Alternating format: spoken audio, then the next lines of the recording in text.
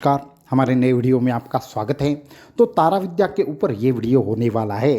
तंत्र की जबरदस्त शक्ति देने वाली, सभी प्रकार के बाधाओं का नाश करने वाली, सभी प्रकार की सिद्धियां प्रदान करने वाली, समस्त प्रकार के दुखों का और कष्टों का निवारण करने वाली, समस्त प्रकार से आर्थिक और मानसिक प्रकार से जो भी समस्याएं रहती है उनको नाश करने वाली ऐसी जबरदस्त एक शक्ति है, वो है माँ तारा विद्या। तो माँ तारा की जो उपासना है वो साधक को सिद्ध बनाती है, अनेकों शक्तियों का मालिक बनाती है। अगर ये प्रसन्न हो जाए तो आपके ऊपर, आपके जीवन में ऐसी तरीके से कृपा करेगी कि आपका जीवन धन्य हो जाएगा। आप बहुत सारे तंत्र के शक्तियों के मालिक बनेंगे। आप विविध प्रकार से एक सिद्ध साधक कहलाएंगे। इनके उपासना की अगर बात करें तो आज तक ऐसे अनेकों सिद्ध साधक हैं जो इनकी उपासना से धन्य हो गए। ऐसी जबरदस्त तरीके से शक्ति देने वाली जो माँ तारा विद्या है, इनकी उपासना अगर आप जानना चाहते हैं, इनकी उपासना अगर आप हमारे साथ करना चाहते हैं तो इस वीडियो को एंड तक देखना ना भूलें। साथ में ही हमारे चैनल को सब्सक्राइब करना, वीडियो को लाइक करना और ज़्यादा से ज़्यादा लोगों तक इन्हें पहुंचाना ना भूलें। तो वीडियो को शुरू करते हैं। माँ तारा दश महाविद्याओं के अंतर्गत आने वाली जो माँ तारा की उपासना है वो एक ज़बरदस्त तरीके से सिद्ध उपासना है। इनकी उपासना 2 या 3 प्रकार के साधक करते हैं जो बहुत बुरी तरीके से तंत्र के प्रभाव में आते हैं, जो बहुत बुरी तरीके से जिनके ऊपर तंत्र के प्रभाव होते हैं, जिनके ऊपर बहुत सारे तंत्र प्रयोग हुए हैं, वो एक तरीके के साधक इन उपासना में आते हैं।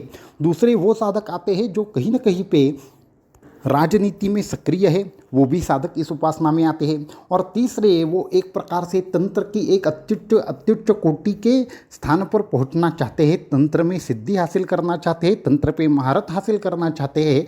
ऐसे साधक भी माँ तारा की उपासना के लिए आते हैं। वैसे माँ तारा सभी साधकों के ऊपर कृपा करती है। खासकर आर्थिक कारणों की वजह से जो साधक परेशान रहते हैं उनके ऊपर भी ये विशेष कृपा करती है। तो सभी प्रकार से सांसारिक हो, तांत्रिक हो या फिर आप कहीं ना कहीं पे राजनीति से परिचित हो, तो ये सभी साधक माँ तारा के शरण में आते हैं, क्योंकि माँ तारा इन सभी के ऊपर कृपा करके उनको जो चाहिए वो प्रदान करती है। तारा की उपासना जो है वो एक प्रकार से अद्भुत तरीके से 3 प्रकार से की जाती है, जिसमें तारा, महातारा और उग्र तारा, ये 3 प्रकार आते हैं। इनकी कभी कभी सात्विक उपासना भी होती है, इनकी कभी कभी तांत्रिक माध्यम से भी उपासना होती है। हर तरीके की उपासना उनकी उतनी ही सिद्ध मानी गई है और इतनी ही जबरदस्त तरीके से मानी गई है। इसलिए ये जो उपासना है वो सांसारिक साधक भी कर सकते हैं। सांसारिक साधकों के लिए विशेष करके ये जो उपासना है वो गृहस्थ आश्रम में एक आपको सिद्धि देने वाली रहेगी। ये जो उपासना है उसके माध्यम से आपके अनेकों तंत्र मंत्र की संबंधित समस्या हो, या घर में कोई निगेटिव शक्तियाँ हो, या फिर बाकी की कोई भी समस्या क्यों न हो, ये आप कहीं ना कहीं पे इन सारे समस्याओं से आपको माँ तारा की कृपा बाहर लाएगी। इसको छोड़कर आप अगर बहुत सालों से कोई ना कोई साधना कर रहे हैं, आपको किसी भी साधना में अनुभूति नहीं आ रही, तो माँ तारा की उपासना आपको एक प्रकार से जबरदस्त तरीके से अनुभूति देगी, क्योंकि ये जल्दी प्रसन्न होने वाली और अद्भुत ऐसे कृपा प्रदान करने वाली होती है। इसलिए माँ तारा की उपासना के बारे में जितना भी कहा जाए उतना कम है। वैसे इनके साधकों के पास जबरदस्त ऐसी संकल्प सिद्धियाँ रहती हैं। हम एक साधक से मिले थे जो लामा थे। उससे पहले हम आपके साथ एक और चीज़ शेयर करना चाहेंगे कि बहुत ही जल्द हमारे यहाँ से माँ तारा का 1 घंटे का ध्यान शिविर लिया जाने वाला है। उसके बारे में आगे चर्चा करेंगे, परंतु उसके लिए कौन साधक होंगे, कौन सी क्या एलिजिबिलिटी होगी और किस तरीके से आप इसके लिए अप्लाई कर सकते हैं, ये हम आपको आगे बताएंगे। तो हम अनुभव की ओर चलते हैं। ऐसे ही एक संकल्प सिद्धि के बारे में हम आपके साथ शेयर करना चाहेंगे कि एक ऐसे ही हमें बड़े साधक के साथ हमारी मुलाकात हुई थी। ये तकरीबन एक तिब्बतीय क्षेत्र से आने वाले एक साधक थे। ये लामा नहीं थे, एक अपितु एक दूसरे थे। तो इनकी जो संप्रदाय था वहाँ पे सिर्फ माँ तारा की ही उपासना चलती थी। आपको ऐसा लगेगा कि ये जो 10 महाविद्याओं की उपासनाएं है वो एक क्षेत्र के लिए नहीं है, अपितु संपूर्ण संसार में आज भी इतने इनके करोड़ों साधक हैं जो विविध प्रकार के 10 महाविद्याओं के साधक हैं, जो अलग संप्रदाय में हो सकते हैं, चाहे लामा संप्रदाय हो या फिर अलग तिब्बतीय कुछ परंपराएं हो, वो भी माँ तारा की उपासना करते हैं। इसको छोड़कर कुछ कश्मीरी साधक भी है जो उनकी उपासना करने वाले अलग से संप्रदाय है, और यहाँ पे एक नाम से प्रसिद्ध है और 4 जगह पे विविध प्रकार के नाम से प्रसिद्ध है। तो जब हम उन साधकों के साथ मिले तो उनके साथ कुछ वार्तालाप हुआ। उनके वाणी में एक प्रकार से एक मधुरता तीव्रता थी, उनके मंत्रों में एक प्रकार से सिद्धता थी। और ऐसे ही हम एक जगह पे चले गए। ये जो साधक थे वो अत्यंत कम बात करने वाले थे, और दूसरा ये तिब्बतीय भाषा भी जानते थे साथ, और बाकी की ऐसी अनेकों चीज़ें वो जानते थे। बंगाली भी इनको आती थी, मराठी भी आती थी, ऐसे अनेकों तकरीबन 16 भाषाएं तो कम से कम ये बोलने में सक्षम थे। इसको छोड़कर इनके साथ जब अध्यात्म के ऊपर चर्चा हुई तो उन्होंने कहा कि अध्यात्म क्या है। अध्यात्म तो ऐसी चीज़ है कि जो आपको एक प्रकार से संपूर्ण संसार पर नियंत्रण और महारत हासिल करा दे सकता है। तो हम उस वक्त नए थे तो ज़्यादा कुछ समझ थी नहीं, तो हमने कहा कि ये सब चीज़ें आप जो बोल रहे हैं ये बोलने की बात है क्या, सच में ऐसा करना मुमकिन है क्या? तो उन्होंने कहा कि हमारे साथ रहो, आगे की चीज़ें खुद ब खुद मालूम हो जाएगी। तो हम ऐसे एक स्थान पर थे जहाँ पे कुछ भी आजू बाजू में हमारे यहाँ पे जो पदार्थ रहते हैं उनकी कहीं न कहीं दूर दूर तक कोई भी अवेलेबिलिटी नहीं थी। इसके साथ में वहाँ पे धूप बहुत ज़्यादा थी, उसकी वजह से हम थोड़ा सा परेशान थे। तो इन्होंने क्या किया, इन्होंने पूछा कि आपको किस बात की तकलीफ़ है। हमने कहा कि ये थोड़ी धूप कम हो जाती तो अच्छा होता, और उस प्रदेश में जहाँ पे हम थे वहाँ का नाम बताना भी ठीक नहीं होगा, परंतु वहाँ पे बारिश आने की कोई भी संभावना नहीं थी। तो इन साधक ने सिर्फ मुस्कुराते हुए 1 मिनट के लिए आंखें बंद कर ली, और क्या किया पता नहीं, परंतु अचानक से एक आधे घंटे के बाद बारिश आने लगी। तो ये होती है शक्ति माँ तारा के साधक की। उसके बाद हम आगे चले गए। उसके बाद उन्होंने कुछ खाने के लिए वगैरह देखा, तो वहाँ पे कुछ प्राप्त हुआ नहीं। उन्होंने मुझे पूछा आप क्या खाएंगे, तो हमने कहा कि कुछ भी चलेगा। तो उसके बाद उन्होंने एक बर्तन लिया मिट्टी का, उसको हमारे सामने रख दिया, और फिर 1 मिनट के लिए आंखें बंद कर ली। तो हमारे उस बर्तन में हमारे मनपसंदीदा पदार्थ थे। तो इस तरीके से एक प्रकार से संकल्प शक्ति के ऊपर ज़बरदस्त तरीके से उनकी महारत थी। इसको छोड़कर एक सामान्य एक पौधे को वृक्ष बना देने की भी अजब सी क्षमता उस साधक में थी। तो संकल्प शक्ति के ऊपर उनकी बहुत ज़्यादा महारत हासिल थी। जैसे अनेकों प्रसंग देखे, तो ये सारी चीज़ें होने के बाद हमने उनको पूछा कि ये सारी सिद्धियों का राज क्या है, आपके ये सभी प्रकार की शक्ति का राज क्या है? तो मुस्कुराते हुए बोले, उन्होंने कहा कि ये माँ तारा की उपासना की कृपा है, जिसके माध्यम से हमें ये शक्तियाँ प्राप्त हुई। तो हमने उनको पूछा कि ये आखिर रहस्य क्या है? तो उन्होंने कहा कि ये जो 10 महाविद्याएँ हैं वो अनेकों शक्तियों को आपको प्रदान करती है। ये सभी प्रकार के सिद्धियों के लिए हमने अपना अलग से उपासना नहीं की है, सिर्फ माँ तारा के मंत्रों के माध्यम से जो भी हमें ध्यान में ज्ञान की प्राप्ति हुई उसके माध्यम से हमारी ये अवस्था है।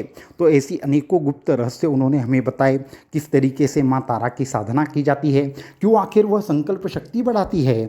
उन्होंने तो यहाँ तक कहा कि उनके एक ऐसे ही एक साधक थे जो उनको फॉलो करते थे, तो उनके जीवन में तकरीबन 10 करोड़ रुपए का कहीं ना कहीं पे कर्जा था, वो सिर्फ माँ तारा की उपासना से यूं ही नष्ट हो गया। और एक साधक का अनुभव बताया कि एक दिन उनको ऐसे ही कोई समस्या से वो जूझ रहे थे, तो उन्होंने एक विशेष मंत्र का उन साधक को मंत्र जाप करने के लिए कहा। उन्होंने जब मंत्र जाप किया तो उनके सामने कुछ अंश मात्र से सोना प्रकट हुआ, और उसी सोने से उनका कार्य हो गया। ऐसे ही एक साधक थे, उनकी अगर मैं उनके अगर जो भी अनुभूति है उसकी बात की जाए तो वो बहुत ही ज़्यादा है, उनका शब्दों में वर्णन करना बड़ा कठिन है, परंतु हर तरीके के संकल्प को सिद्ध करती है माँ तारा। इसलिए सभी साधकों को माँ तारा की उपासना अवश्यंभावी करनी चाहिए। तो अभी हमने जैसे कहा कि इसके बारे में और एक डिटेल में हम वीडियो बनाएंगे, जिसके माध्यम से इसके और डिटेल में हम जा सके। परंतु माँ तारा के बारे में अगर कहा जाए तो इनकी जो उपासना है वो सात्विक तरीके से गृहस्थाष्टमी लोग कर सकते हैं, जिसके माध्यम से उनके ऊपर माँ तारा विद्या की कहीं ना कहीं पे कृपा होना मुमकिन है, उनको अनेकों सिद्धियाँ प्राप्त होना मुमकिन है, उनके बहुत सारे बिगड़े हुए काम कहीं ना कहीं पे रास्ते पर लाना मुमकिन है।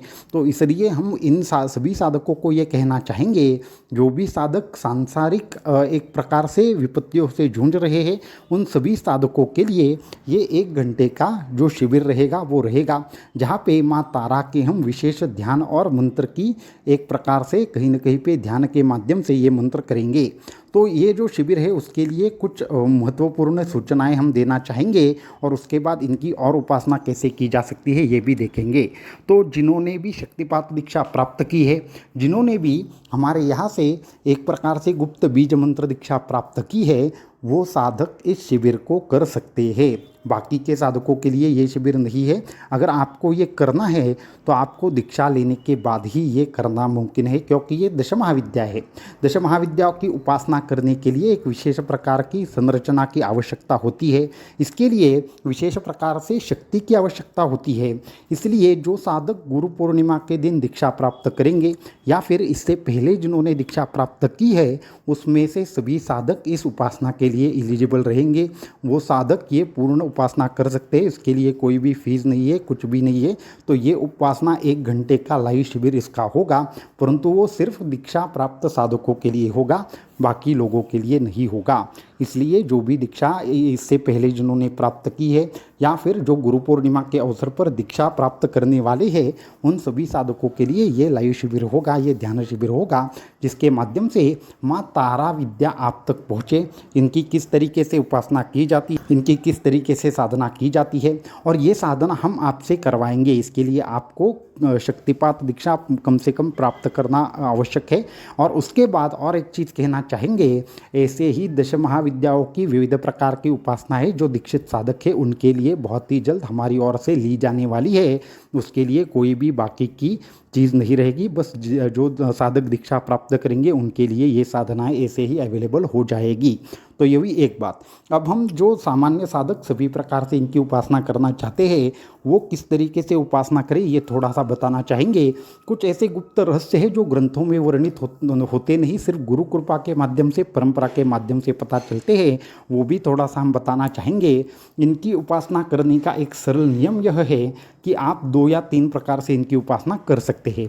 माँ तारा का एक सिद्ध यंत्र ले लीजिए, उस यंत्र के ऊपर, यंत्र के सामने आप उनके बीज मंत्र की साधना कर सकते हैं, उनके गायत्री मंत्र की साधना कर सकते हैं, या तारा शतनामावली नाम से एक स्तोत्र आता है, उस स्तोत्र की साधना कर सकते हैं। ससंकल्प अगर आप पाठ करेंगे तो इससे कोई भी किसी भी प्रकार का भूमिका दोष हो, किसी भी प्रकार की पिशाच बाधा हो, किसी भी प्रकार से तंत्र मंत्र का प्रयोग हो, किसी भी प्रकार से कोई भी अनुचित ऐसी घटना हो, कोई भी अनुचित ऐसी चीज़ हो जो आपके ऊपर हावी हो रही है, या फिर आप ऐसे जगह पे रहते हैं जहाँ पे आपके कोई भी कार्य नहीं बनते, किसी भी प्रकार से आपको लाभ नहीं मिलता, हमेशा वहाँ पे कुछ न कुछ ऐसी चीज़ें होती रहती है कि जो आपको आर्थिक तरीके से परेशान करती है या तंत्र मंत्र के स्वरूप आपको कहीं ना कहीं पे हानि पहुँचाती है। तो ऐसे सभी प्रकार की चीज़ों के लिए तारा का सिद्ध यंत्र लेकर उसके सामने तारा शतनामावली स्तोत्र है या फिर तारा हृदय करके स्तोत्र है, इन दोनों स्तोत्रों का पाठ घर में ही करना एक तरीके से ज़बरदस्त ऐसी उपासना रहेगी। इसके संदर्भ में और एक डिटेल वीडियो बनाकर तारा विद्या के उपासना के बारे में आपको और ज़्यादा डिटेल देने का हम प्रयास करेंगे। परंतु उससे पहले कि आने वाली गुरु पूर्णिमा के ऊपर जो भी दीक्षा है उसमें आप ज़्यादा से ज़्यादा तौर पर सम्मिलित हो जाइए। जिन भी साधकों ने एप्लीकेशन किया है वो एक बार वापस से अपना कन्फर्मेशन अवश्य दीजिए, क्योंकि इसके बाद दीक्षा अगले 3 या 4 माह तक नहीं होगी। फिर वापस से आप आएंगे और कहेंगे कि गुरुजी अभी दीक्षा दे दे, फिर वो मुमकिन नहीं होगा। इसलिए जो भी साधक अपना कन्फर्मेशन देना चाहते हो वो जल्दी से जल्दी कन्फर्मेशन दे दे, और बहुत ही जल्द आपके लिए माँ तारा की 1 घंटे की साधना होगी, वो भी लाइव ध्यान शिविर होगा। अवधूत चिंतन श्री गुरुदेव दत्त।